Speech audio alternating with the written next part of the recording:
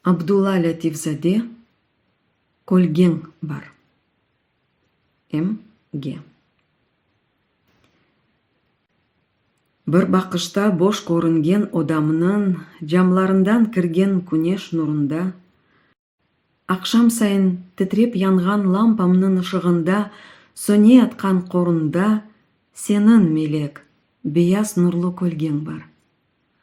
Өмір мені демір қолмен езгенде, қара бақта етегімден чеккенде, жүрек дерт ағуларын төккенде, мен өзімні яңғыз, ярым сезгенде, баш үстімде әвелеген көлгең бар.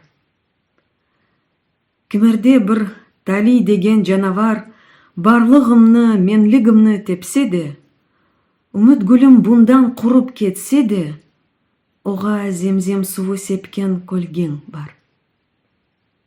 Жүрегімде оңалмас бір жара бар. Оны сарған, оға шифа үфлеген, оны үміт күнешінен беслеген, көшемде мелек yüzлі көлгең бар.